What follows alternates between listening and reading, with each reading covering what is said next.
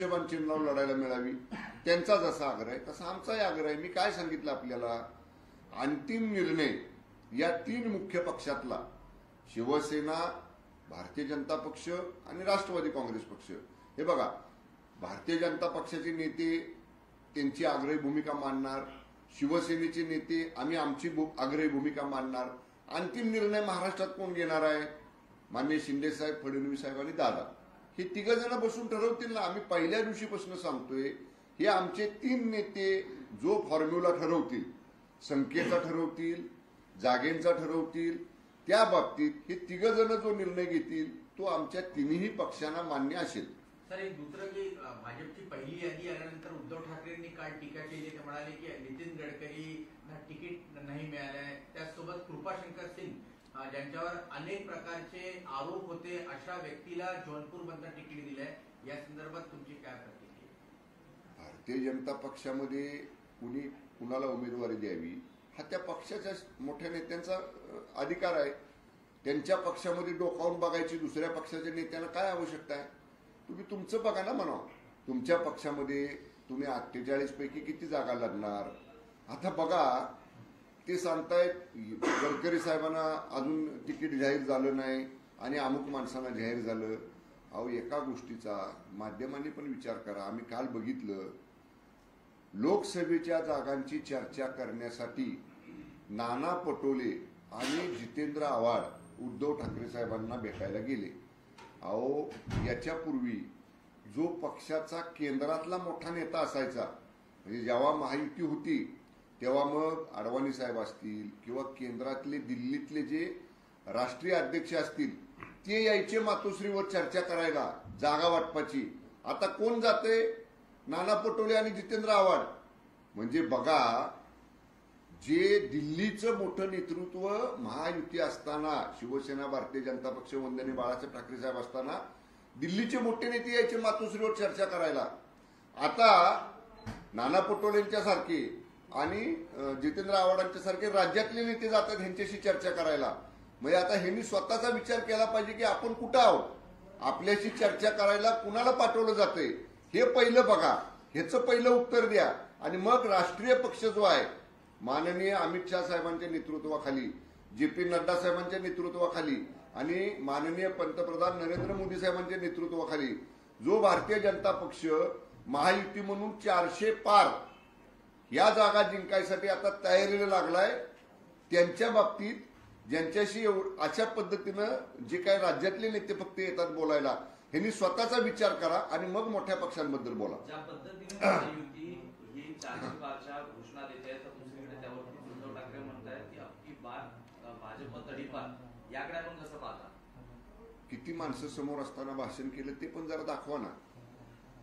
ज्या माननीय नरेंद्र मोदी साहेबांच्या लाखाच्या सभा होतात आणि लोक माननीय मोदी साहेबांना ऐकण्यासाठी, त्यांचे विचार ऐकण्यासाठी मोठ्या संख्येने जमतात, अशा नेत्यांच्या बद्दल कुठंतरी मर्यादित लोकांच्या समोर बोलायचं आणि कुणाला तरी तडीपार करा म्हणायचं किंवा सत्तेतनं बाहेर काढा म्हणायचं, हे करायसाठी ऑनलाईन फेसबुक लाईव्ह राहून चालत नाही. त्याच्यासाठी गावात जावं लागतं, खेड्यात जावं लागतं, पाड्यात जावं लागतं, वाडीवर जावं लागतं, वस्तीवर जावं लागतं. आदेश सोडून नुसतं जमत नाही. त्याच्यासाठी मेहनत करावी लागते, त्याच्यासाठी कष्ट करावे लागतात. जी मेहनत, जे कष्ट आज देशामध्ये माननीय मोदी साहेब करतायत. आज 18 तास काम करणारा नेता म्हणून माननीय मोदी साहेबांकडे बघितलं जातं, ज्यांची जागतिक कीर्ती आज संपूर्ण जगभर अनेक मोठ्या मोठ्या प्रगत, विकसनशील, आर्थिकदृष्ट्या सक्षम असणाऱ्या देशांनी मोदी साहेबांचं कौतुक केलेलं आहे. अशा जागतिक कीर्तीच्या नेत्याबद्दल अशा पद्धतीनं आम्ही त्यांना तडीपार करू सत्तेतनं, हे कुणी म्हणावं? ज्यांच्याबरोबर आता 10-15 आमदार राहिलेत, ज्यांच्याबरोबर 2-4 खासदार राहिलेत, हे ज्यांच्याबरोबर आता लोकमतच राहिलेलं नाही, ज्यांना स्वतः लोकांनी नाकारलेलं आहे, त्यांनी एवढ्या मोठ्या नेत्यांबद्दल बोलणं योग्य नाही. दुसरीकडे असीम सरोदे यांनी धाराशिव येथे आपल्या आमदारांवर गंभीर आरोप केलेले आहेत. ज्यावेळी गुवाहाटीला आपण सगळे होतात त्यावेळी काही आमदारांनी दारूच्या नशेत काही महिलांचा, एअर होस्टेसचा विनयभंग केलेला आहे, तर काही आमदारांना मारहाण देखील त्या ठिकाणी करण्यात आली, असा गंभीर आरोप असीम सरोदे यांनी काल धाराशिवमध्ये केलेला आहे. त्यांना कदाचित रात्री स्वप्न पडलं असेल आदल्या दिवशी असलं काहीतरी. 2 वर्षानं जागे झाले काय असीम सरोदे वकील आहेत ना, त्यांना कायदा नियम कळतो ना. मग समजा असं काही घडलं असं ते म्हणतायत, म्हणजे काहीतरी रंगवून सांगतायत, त्यावेळी झोपला होता का तुम्ही म्हणावं? जेव्हा आम्ही गुवाहाटीमध्ये होतो आणि गुवाहाटीवरनं परत येऊन आता 2 वर्ष झाली, 2 वर्षानं जाग आली काय? हे रचलेलं आहे, सगळं रचलेलं आहे. रचून हे आमच्या लोकांना बदनाम करायचं षडयंत्र आहे. वकिलीची सनद घेतलेल्या एवढ्या सुशिक्षित शिकलेल्या वकिलांनी अशा पद्धतीचं 2 वर्षापूर्वी जा ना म्हणावं, गुवाहाटीमध्ये जा, तिथं तक्रार करा, तिथल्या अधिकाऱ्यांना भेटा, त्या हॉटेलला भेटा, जा ना म्हणावं, खात्री करा. अहो असं काही घडलंच नाही, आम्ही तिथे साक्षीदार आहोत. केवळ आम्हाला बदनाम करायचं, ज्यांना आमची प्रगती बघवत नाही, शिंदे साहेबांच्या नेतृत्वाखाली राज्यात चाललेला विकास बघवत नाही, आमची इमेज डॅमेज करायसाठी जाणीवपूर्वक रचलेलं हे षडयंत्र आहे. सर्वोच्च न्यायालयाने एक महत्वपूर्ण निकाल दिलेला आहे. सभागृहात मतदान करण्यासाठी लाच घेऊन खासदार किंवा आमदार खटल्यातून सुटू शकत नाही असा सर्वोच्च न्यायालयाने. कुठल्या बाबतीत? खटले जे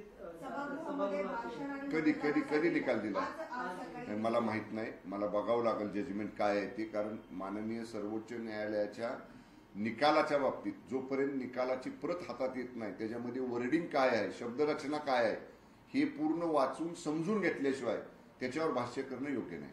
सर, मतदान तोंडावरती आले, निवडणुका तोंडावर आलेल्या आहेत आणि निवडणुकांपूर्वीच भाजपकडून निवडणुकीसाठी 3 महिने ते राज्यातील 90% हेलिकॉप्टर्स जे आहेत बुक करण्यात आलेले आहेत, त्यावर कसं पाहतो?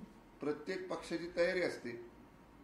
ज्यांना पुढचा विचार आहे, ज्यांना कमी वेळेमध्ये जास्त लोकांपर्यंत पोहोचायचं आहे, ज्यांचं नियोजन व्यवस्थित असतं, इलेक्शन प्लॅनिंग ज्याला आपण म्हणतो, ते ज्या पक्षाचं योग्य असतं त्या पक्षाला अशा पूर्वतयारीची आवश्यकता असतेच. त्यामुळे यात काही वेगळं नाही. निवडणुकीच्या पूर्वतयारीचा तो एक भाग आहे.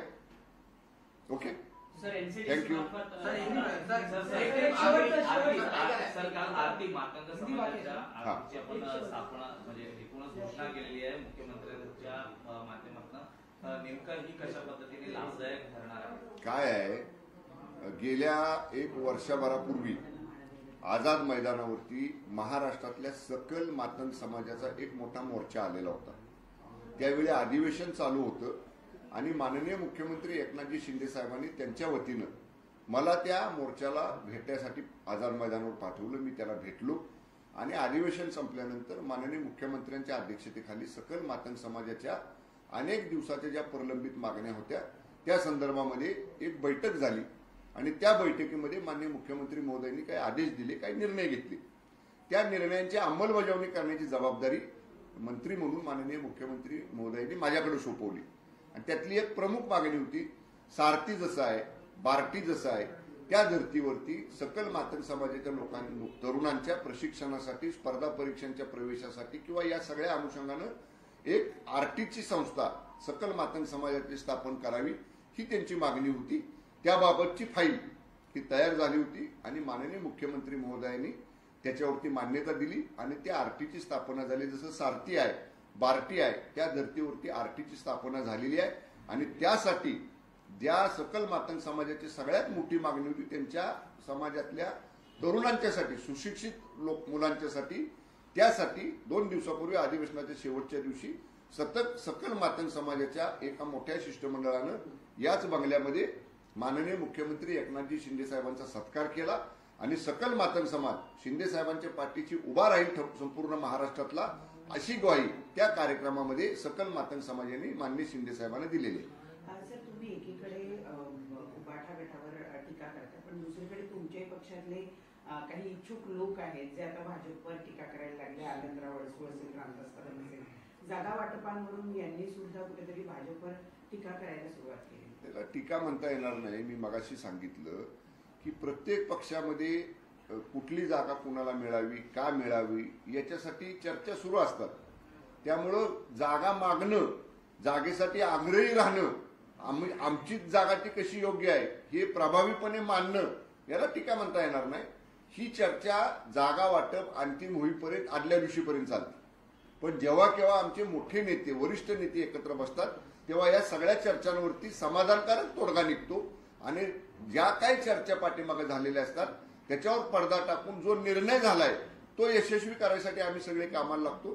चर्चा होणं यात काही गैर नाही. तुमचे दोन मित्र पक्ष आहेत, एक महादेव जानकरांना म्हाडाची जागा द्यायची असा विचार शरद पवार यांनी व्यक्त केला आणि दुसरं बच्चू कडू पण म्हणतात की आम्हाला विचारात घेतलं जात नाही. या दोघांबद्दल काय तुमचं मत?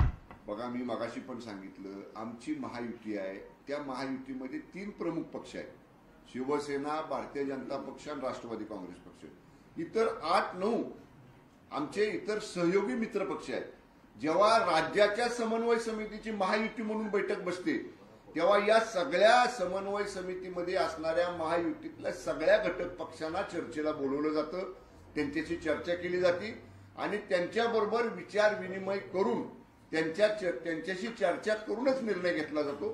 त्यामुळे कोणालाही बाजूला ठेवले, कोणालाही डावलले, कोणालाही विश्वासात घेतलं नाही असं होणार नाही. सगळ्यांना विश्वासात घेऊन माननीय शिंदे साहेब, फडणवीस साहेब आणि दादा पुढे जातील. पहिलं मराठी संपूया, मराठी संपून टाकू. नाही, हे पहिला मराठी खतम करेल. सर, एनसीडीसी मार्फत आता राज्य सरकारकडनं पुन्हा एकदा नव्याने आर्थिक अडचणीत असलेल्या साखर कारखान्यांना मदत मिळवून देण्यासाठी योजना आखलेली आहे. खरं तर त्याच्यामध्ये 10 ते 15 साखर कारखान्यांचा समावेश आहे, परंतु सत्ताधारी पक्षातल्या अनेक साखर कारखान्यांना सरकारकडनं मर्जीत लोन दिले जातात आणि त्यांचं भाग भांडवल खेळवलं जातं असं विरोधकांकडनं आरोप केला जातो. काय सांगता? आपण सगळ्यात प्रथम एनसीडीसीची योजना समजून घ्या. एनसीडीसीची योजना काय आहे? ज्या सहकारी संस्था आहेत, साखर कारखाने असतील, सूतगिरण्या असतील, यांना आर्थिक मदत करणं. आर्थिक मदत म्हणजे त्यांना लोन देणं. आता एनसीडीसीला प्रस्ताव पाठवताना एनसीडीसीचं काय म्हणणं असतं की राज्य सरकारच्या सहकार विभागानं, राज्य सरकारच्या वित्त विभागानं जो तुम्ही प्रस्ताव पाठवताय तो तुम्ही तपासून घ्या, त्याची फिजिबिलिटी बघा, परतफेड करण्याची क्षमता बघा आणि या सगळ्या निकषामध्ये जे बसणार आहेत ते प्रस्ताव आमच्याकडे पाठवा.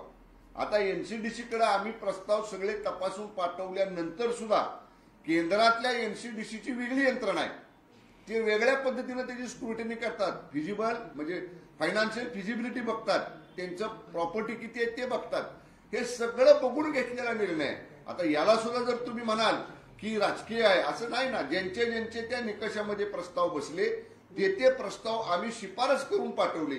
निर्णय घेण्याचा अधिकार हा एनसीडीसीचा आहे. त्यामुळं नियमबाह्य याच्यामध्ये काहीही घडलेलं नाही. आता घ्या सर, सवाल ये कि सीटों का बंटवारा आप लोगों के बीच में अब तक नहीं हो पाया और ये कहा जा रहा है कि आप लोग पिछली बार जितनी सीटों पर लड़े थे 2019 में उतनी सीटें आपको चाहिए. देखिए, 2019 में जो पार्लियामेंट के इलेक्शंस हुए वहां भी हमारी महायुति थी, वहां भी शिवसेना और भारतीय जनता पक्ष साथ में लड़े थे. शिवसेना, हमारा यही अभी भी कहना है कि 219 में जितने जगह पे शिवसेना धनुष्यबाण के चिन्ह पर लड़ी थी उतनी जगह पे हम आज भी हमारी मांग रखे हुए हैं और वो मांग हमारी पूरी हो जाए इसके लिए हमारा पूरा होमवर्क चल रहा है. वो पूरे कॉन्स्टिट्यूंसी का डाटा हमारे पास है. हमारी पार्टी का जो वहाँ पे स्ट्रक्चर है, हमारे पार्टी वर्कर्स का वहाँ पे जो कहना है, ये सबका इंटरनल स्टडी, इंटरनल हमारा डिस्कशन पार्टी के अंतर्गत चल रहा है. और हम पिछले साल जो पिछले चुनाव में 219 के चुनाव में जितने सीटों पर शिवसेना धनुष्यबाण चिन्ह पर लड़ी थी उतने जगह पर लड़ने के लिए आज भी हमारी मांग है. सर, फॉर्मूला क्या था? क्योंकि अभी तक पेज कहाँ फंसी? क्योंकि काफी समय में धीरे-धीरे जिस से बीजेपी पहले ही जाना थी, तो पेज कहाँ फंस रहा है? कितनी सीटें को लेकर कुछ भी पेच नहीं है. मैंने बार बार कहा, हर पार्टी का अपना इंटरनल डिस्कशन, इंटरनल होमवर्क चालू है. हम हमारे नेता के सामने वो रखेंगे और इस महाराष्ट्र के बारे में 48 सीट्स का जो भी सीट का बंटवारा है वो माननीय शिंदे साहब, माननीय फडणवीस साहब और माननीय अजित दादाजी, हमारे जो इतर सहयोगी पक्ष है उनके नेताओं को साथ में लेके ये लोग निर्णय करेंगे. निर्णय समाधानकारक होगा और 48 सीट्स में से 45 सीट्स माननीय मोदी साहब को तीसरी बार प्रधानमंत्री करने के लिए 45 सीट्स महाराष्ट्र से हम लोग चुन के लाएंगे. सर, वही सर क्या इंतजार किया जा रहा है कि पहले एमवी अपनी तरफ से सीट शेयरिंग का खुलासा करे, उसके बाद आप लोग अपने पत्ते खोलेंगे? अरे ये तो राजकीय बात है ना, पॉलिटिक्स का ये तो अपना अपना स्ट्रेटेजी होता है हर पक्ष का, तो ये तो अभी हम नहीं बता सकते, लेकिन मैं इतना ही कह सकता हूँ हमारा स्टडी चालू है, हमारे इसके ऊपर होमवर्क चालू है हमारे पार्टी के अंतर्गत, और हमारा जो फाइनल इसके ऊपर का जो हमारा पार्टी के नेताओं का कहना है वो हमारे मुख्य नेता शिंदे साहब के सामने जल्द ही हम लोग रखेंगे। उद्धव ठाकरे ने एक नया नारा दिया जिस प्रकार से बीजेपी का नारा था 400 पार, उद्धव ठाकरे कहा है बीजेपी कड़ी पार, उनके बयान को आप किस तरह देखते हैं? अरे ऐसा नारा देने के लिए लोगों में जाना पड़ता है, गांव खेड़ा में जाना पड़ता है, वाड़ी बस्ती पर जाना पड़ता है, वार्ड वार्ड में जाके लोगों को अपनी बात रखनी पड़ती है। फेसबुक लाइव या खाली घर में बैठ के आदेश दे के ऐसा काम नहीं चलता है। वो आदेश देने का अधिकार सिर्फ वंदनीय हिंदू हृदय सम्राट शिवसेना बाला साहब ठाकरे साहब को था, वो आदेश देते थे और हम सब शिवसैनिक वो आदेश का पालन करने के लिए काम करते थे। लेकिन अभी जो नेता कह रहे हैं वो घर में बैठ के ऐसी बातें करते हैं। अगर उनको ऐसा कुछ करना है तो 2-3 साल पहले से उन्होंने काम करना चाहिए था, गांव गांव में, जिले जिले में, तालुका तालुका में दौरा करना चाहिए था। ये लोग कभी कभार ऐसे आते हैं सामने, एक आध दूसरा सभा करते हैं और निकल जाते हैं। ऐसा करके मोदी जी को वो चैलेंज नहीं दे सकते। मोदी साहब का नेतृत्व पूरे जग भर में अभी उनका नेतृत्व लोगों ने उसका प्रशंसा किया है, और हिंदुस्तान में भी, भारत देश में भी अभी मोदी साहब को तीसरी बार प्रधानमंत्री बनाने के लिए भारतवर्ष के जनमानस ने अपना मन बना चुका है। सर वही बात करते बिहार के प्रसाद यादव ने एक बयान दिया है प्रधानमंत्री मोदी को लेकर, उन्होंने कहा प्रधानमंत्री मोदी हिंदू नहीं है, उनके बयान को आप किस तरह देख रहे हैं? क्योंकि वो कहते हैं कि मां मरी थी तो उन्होंने मान लिया। देखिए ये बात उन्होंने किस बात से की है ये मुझे मालूम नहीं है। मोदी साहब का नेतृत्व, मोदी साहब का सब जो उनका व्यूज है देश के बारे में, हिंदुत्व के बारे में, अनेक बार, बहुत बार उन्होंने अपनी भाषण में वो देश भर के लोगों के सामने रखा है। ये जो आप कह रहे हैं अभी पटना में किसी ने बात कहा, वो तथ्यहीन बात है, इसके ऊपर ज्यादा महत्व देने की जरूरत नहीं है। Okay, thank you. आमचं मराठी बरोबर होतं, हिंदी होत नाही बरोबर। नाश्ता पण घ्यायचं राहिले, नाश्ता हो बोला। अरे आता मेरे को 12:30 बजे का मीटिंग आहे सह्याद्री में, हे काय उदय सामंत आले असतील, त्याच्या आधी ब्रीफिंग घ्यायचंय मला, ब्रीफिंग घ्यायचंय।